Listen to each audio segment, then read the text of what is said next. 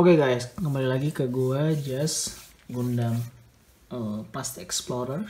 Selamat datang di channel gua. Buat teman-teman yang baru tahu channel ini, gua hobi aja gitu main Gunpla. Kemudian gua pengen coba share ke kalian video Gunpla yang udah gua bikin. Kemudian gua baru juga mencoba untuk mereview Gunpla yang gue bikin. Sebelumnya gue bikin itu adalah proses perakitannya. Semoga kalian bisa cek video-video yang lainnya.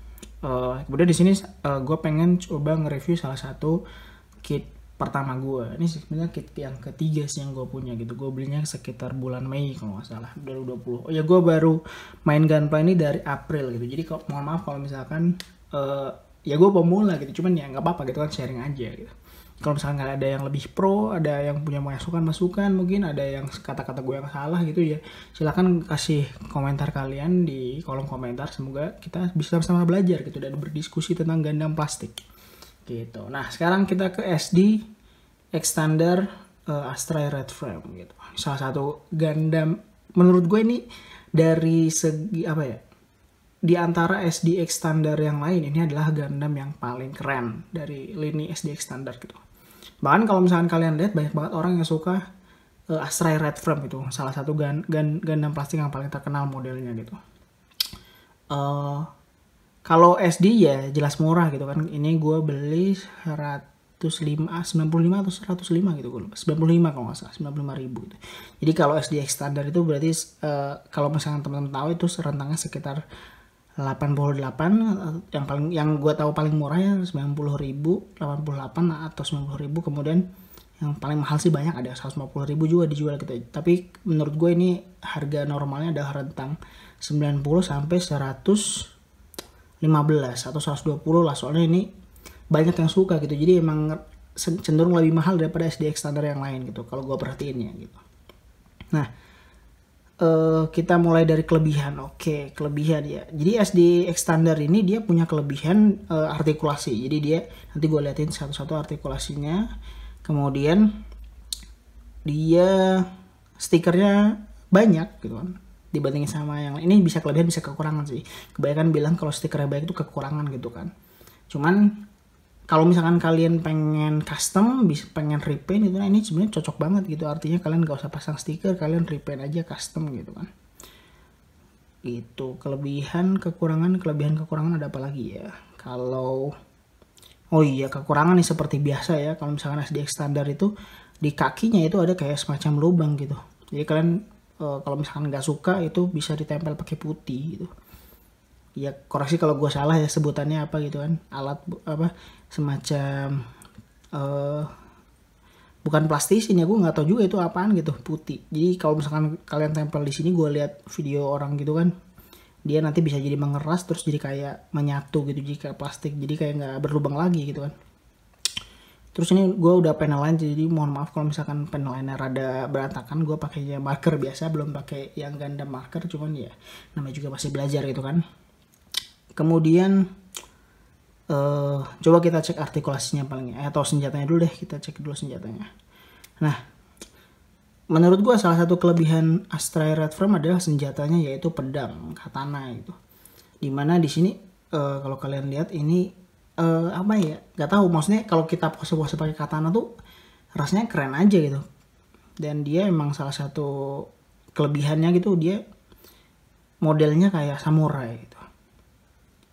Gitu.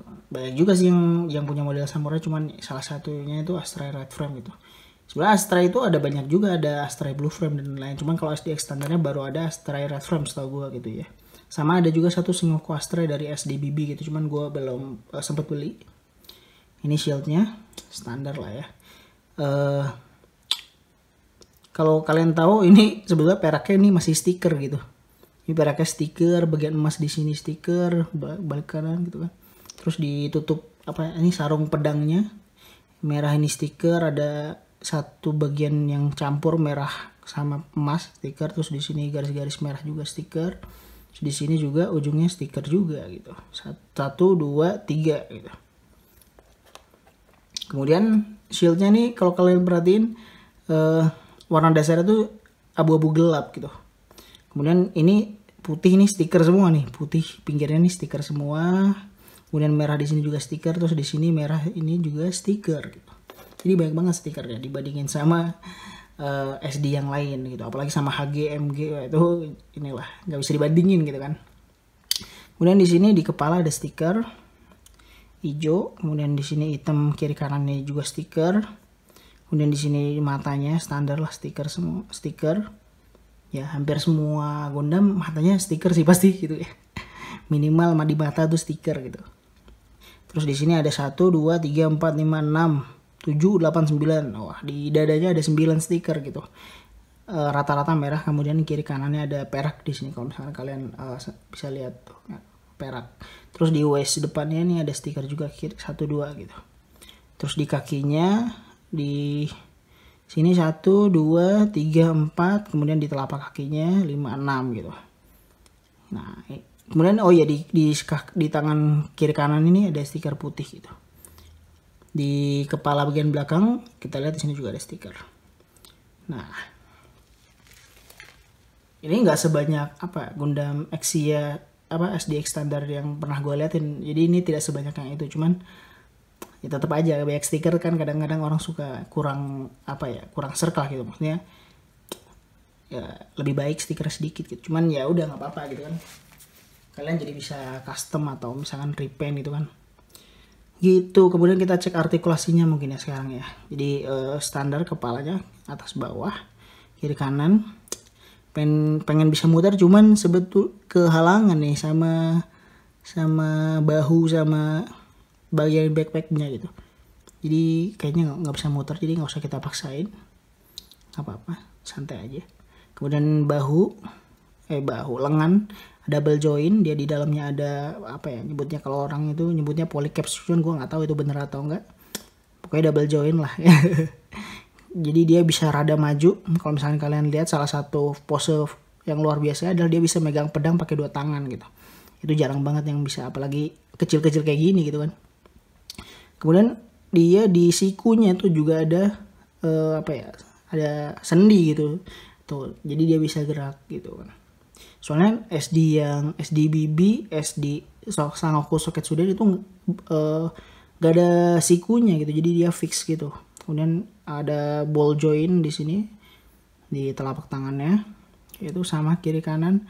Kemudian bisa muter bagian ininya, bagian waist sama bodinya bisa kita putar 360 derajat. Kemudian waistnya ini ternyata waistnya rada kaku ya, kayak SDBB deh yang rada fleksibel gitu. Terus di kaki itu ada join di pangkal kaki sama di telapak kaki gitu. Dan salah satu kelebihan XDX standar, dia di telapak kakinya tuh rada bisa jauh gitu, jadi bagus buat pose-pose terbang gitu.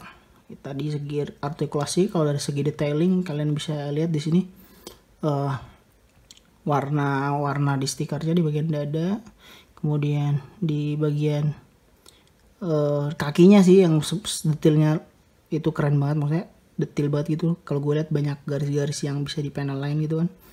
Kemudian di tangan juga keren juga, ada garis-garisnya juga gitu. Di backpack juga banyak ininya, detail, maksudnya tuh garis-garisnya tuh kecil-kecil banget gitu, dibikin sama orang yang ini bikinnya gitu. Kalau misalkan SDBB diperhatiin tuh rada lebih polos gitu. Nah, mungkin tapi di sini juga ada beberapa miscolor ya setahu gue. Kalau misalkan di foto di boxnya tuh, di box artnya di sebelah sini tuh sebenarnya warnanya merah gitu. Terus pedangnya tuh kalau nggak salah bagian ujungnya ini putih. Tapi ini bukan pedang juga sih, dia nyambung ke backpacknya gitu kan. Gitu. Ya mungkin itu review dari gue. Jadi dia kelebihannya adalah artikulasi dibandingkan SD yang lain, jangan dibandingin sama HG ya gitu, nggak adil gitu. Kemudian dia juga banyak stikernya, itu bisa jadi kelebihan bisa jadi kekurangan. Kalau misalkan kalian kurang suka ya kalian bisa custom gitu kan. Dan sebenarnya kelebihan yang paling menonjol itu adalah murah gitu. Jadi dia murah itu maksudnya adalah bagus buat para newbie builder seperti gue gitu. Kemudian ngerakitnya juga cenderung cepet gitu. Kalau gue termasuk yang detail ya, artinya gue potong, kemudian gue numpangnya gue rapiin pakai pen knife, sama kadang-kadang gue amplas Itu emang rada lama sih pada akhirnya masang stiker juga. Makanya gue ngerakit ini sebetulnya kalau dihitung-hitung tuh 4 jam gitu. Padahal kalau misalkan orang lain biasa itu ya setengah jam gitu jadi kan. Cuman gue menikmati aja gitu prosesnya, karena ngerakit Gundam itu tentang proses, jadi bukan tentang asal jadinya doang gitu. Nah, buat kalian yang pengen ngecek gimana gue ngerakit dan gimana gue main-maininnya, tek-tek pose-posenya gitu, kalian bisa cek video gue yang lainnya gitu. Oke, mungkin segitu aja dari gue. Terima kasih udah mau ngedengerin review dari gue. Selamat, kalau di sini masih lagi malam berarti. Yaudah, bye bye gitu.